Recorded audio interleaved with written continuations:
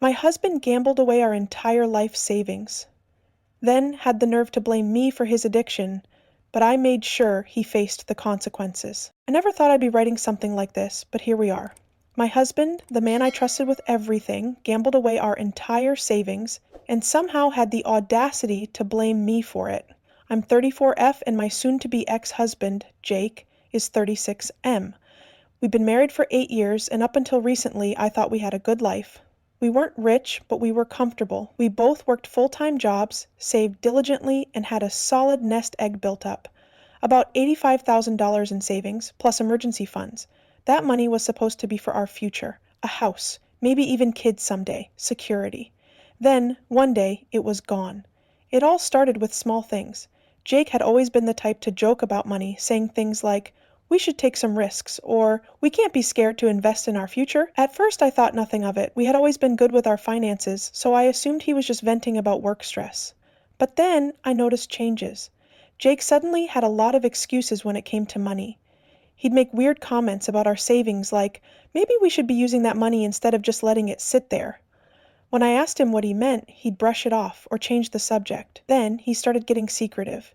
He'd always been open about his phone and emails before, but suddenly, he was guarding them like a teenager hiding bad grades. If I walked by, he'd tilt his screen away. If I asked who he was texting, he'd get defensive. And then there were the nights out. Jake had always enjoyed poker nights with his friends, but it went from once a month to every weekend. Sometimes he'd come home later than usual, looking exhausted but trying to act normal. I assumed it was just him being out late and shrugged it off. I should have paid attention. Because then came the day that changed everything. It was a Friday afternoon. I had just gotten home from work and needed to transfer some money from our joint savings account. I logged in expecting to see the usual balance. Instead, I saw nothing. Our savings, $85,000, was gone. At first, I thought it was a glitch. Maybe the app was down. Maybe I had selected the wrong account. But no, I checked again, and the balance was sitting at a laughable $1,200. My heart started pounding. I clicked on the transaction history, and that's when I saw it. Casino withdrawals. Not just one, dozens, thousands of dollars at a time, over and over again. My hands were shaking as I scrolled through the list. It wasn't just a recent thing. These transactions went back months. At first, small amounts. $500 here, $1,000 there. Then bigger and bigger, until the last massive withdrawal. I felt sick. I called Jake. No answer. I texted him, "Call me now." Nothing. I sat there staring at my phone, trying not to panic. Had we been hacked? Was this identity theft? I wanted to believe it was anything but what my gut was telling me, that Jake had done this, that Jake had gambled away our future. An hour later, Jake walked through the door like nothing was wrong. I didn't even let him take his shoes off. I held out my phone and said, "Explain this." His face went white. His face went white. For a second I thought maybe he was about to apologize. Maybe he'd tell me there was some crazy misunderstanding, that he'd fix it, that he was sorry. But no, instead he had the audacity to blame me. At first, he tried denial. He forced a laugh, like I was being dramatic. "Babe, what are you talking about?" I shoved the phone toward him. "Don't, just don't. I saw the withdrawals. I saw the transactions. Our savings is gone, Jake. Explain now." His face twitched. Then, instead of owning up to it, he rolled his eyes and muttered, "You're overreacting. Overreacting." "Overreacting?" I repeated, my voice shaking. "You gambled away our life savings, and I'm overreacting?" Jake sighed like I was annoying him.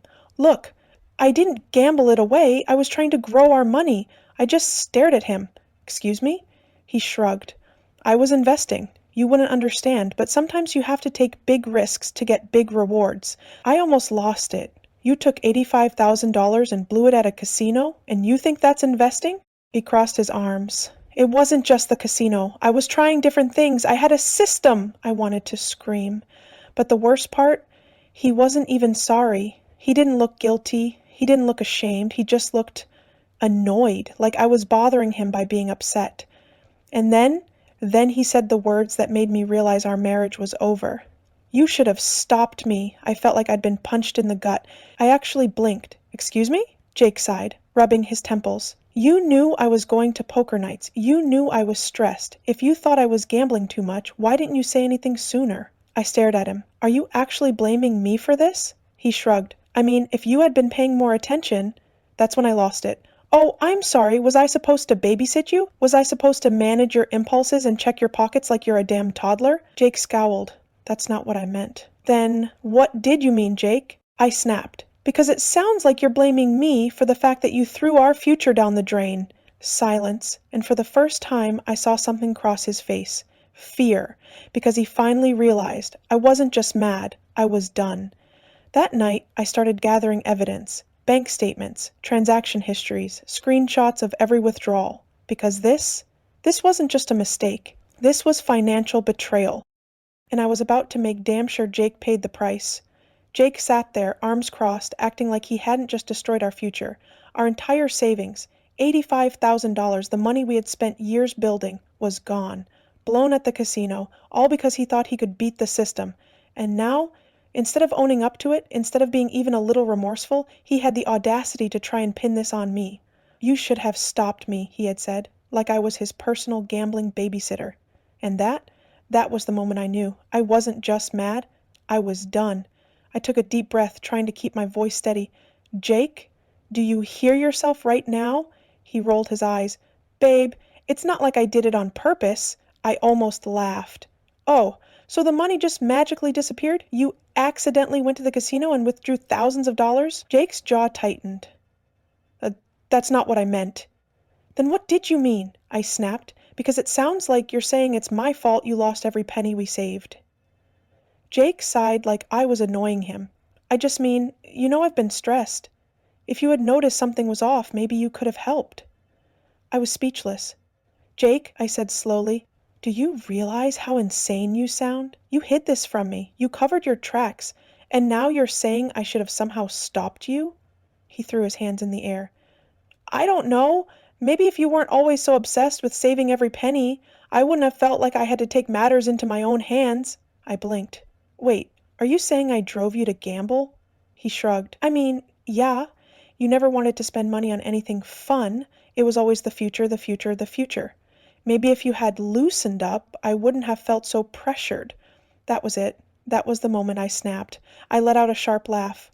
Oh, so this is my fault because I didn't let you waste money on stupid impulse buys. Jake scowled. That's not... No, let's go with that. I cut in. Let's really think about this. Because according to you, if I had just let you blow our savings on whatever you wanted, you wouldn't have felt the need to gamble. He crossed his arms. I'm just saying, maybe if we actually lived a little, I wouldn't have needed to take a risk to make more money. I shook my head, stunned. You didn't take a risk. You didn't make an investment. You lied to me. You took money that we both worked for and threw it away because you wanted to feel like a big shot at the casino. He scoffed. Oh, please. You act like it's gone forever. I can make it back. I raised an eyebrow. Oh, how? He hesitated. I have a plan.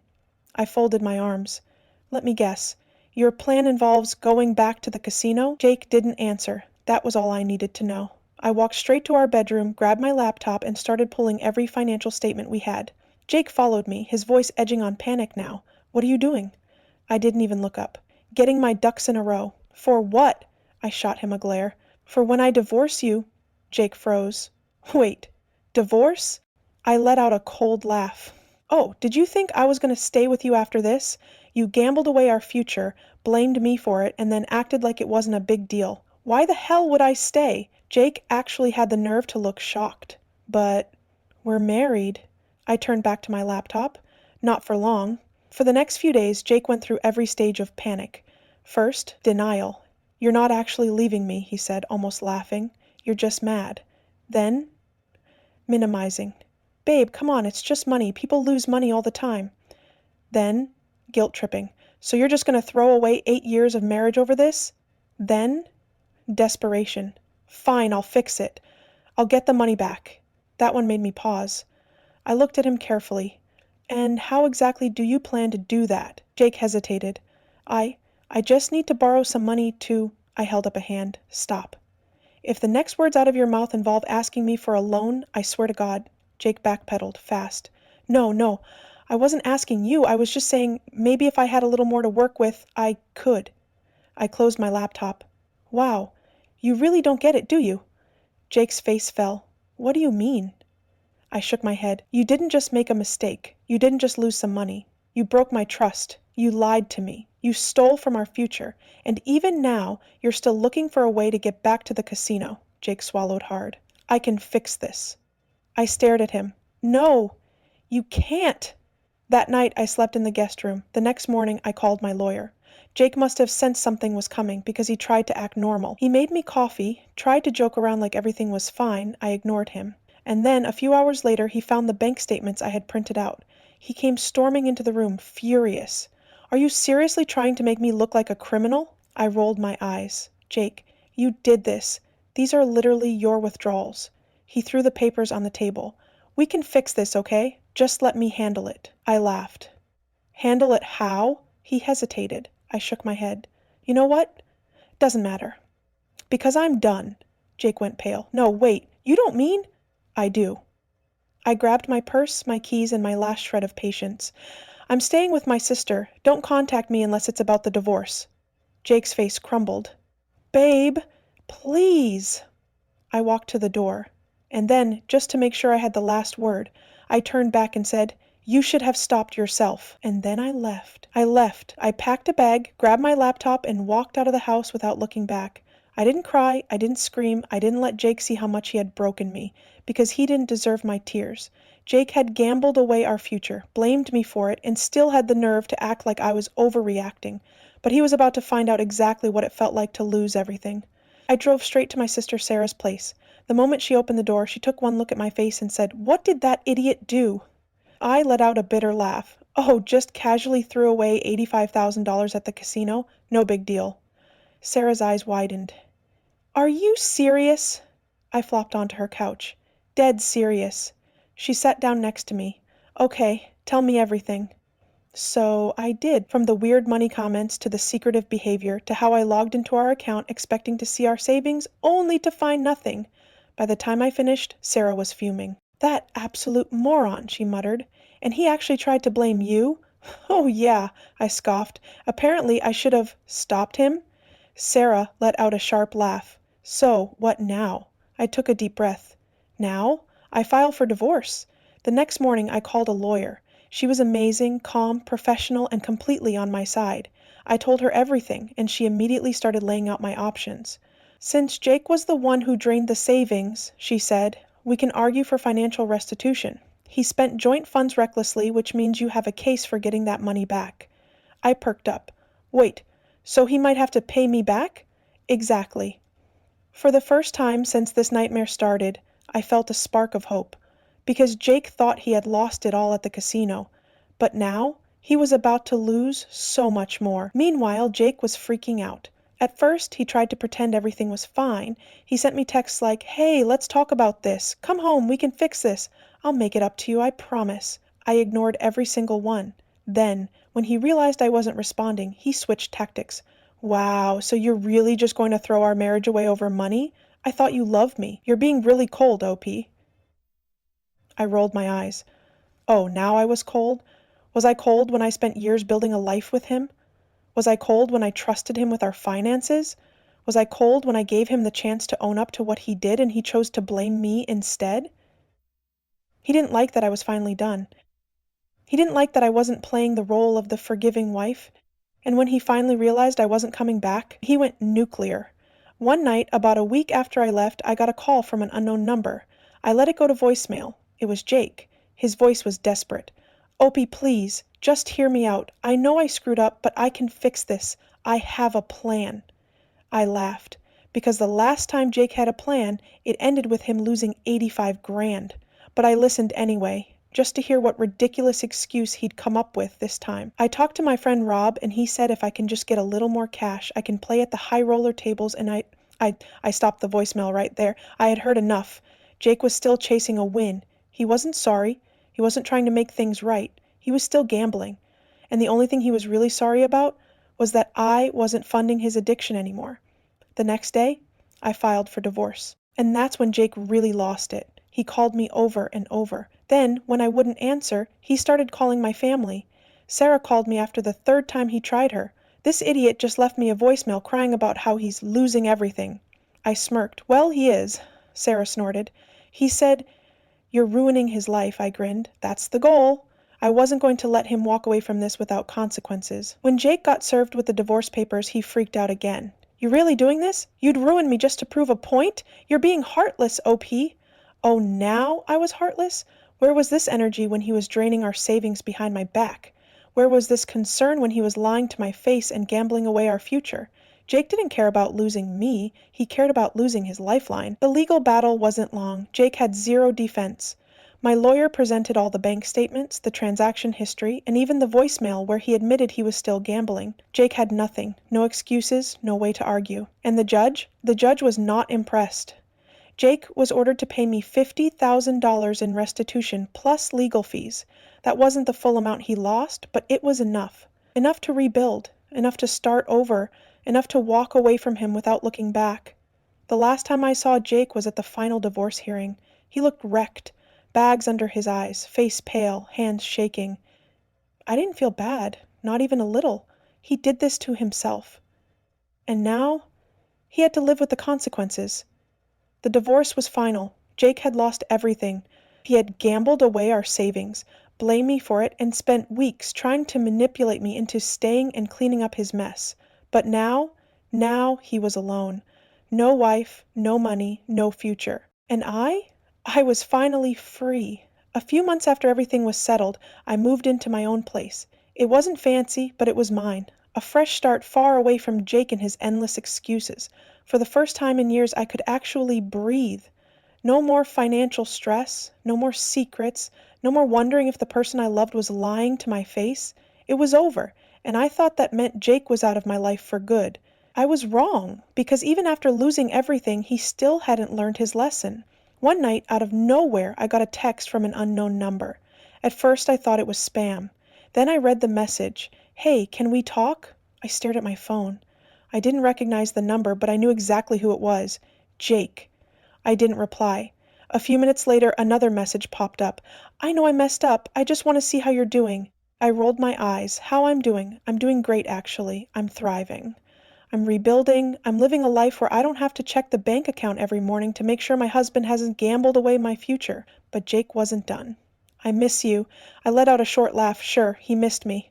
But what he really missed was the fact that I had been the only thing keeping him from completely self-destructing. I put my phone down and ignored the messages. The next day, he called.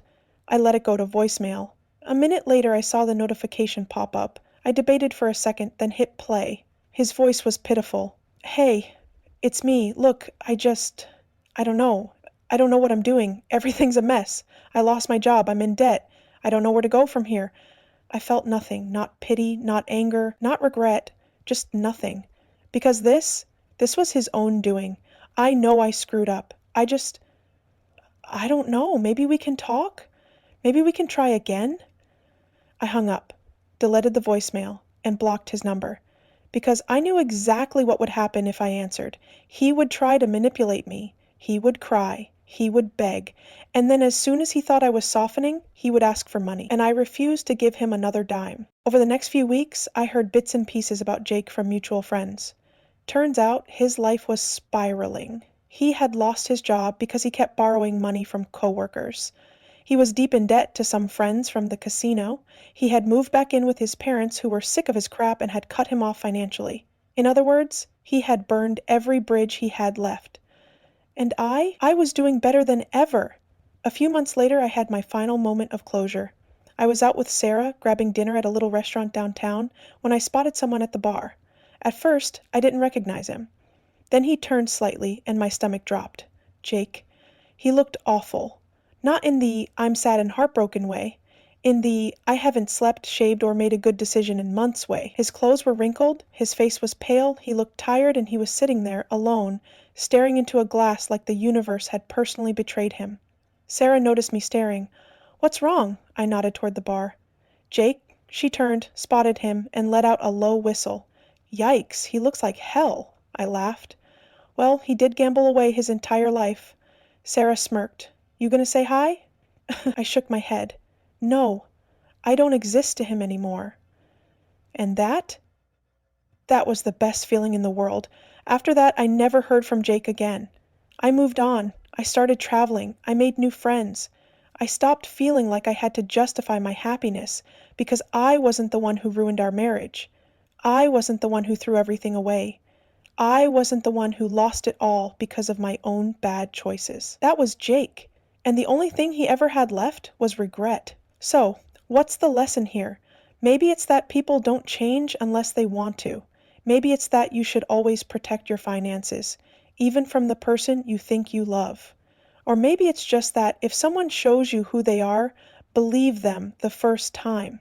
Either way, I got out, I got my life back, and I never looked back.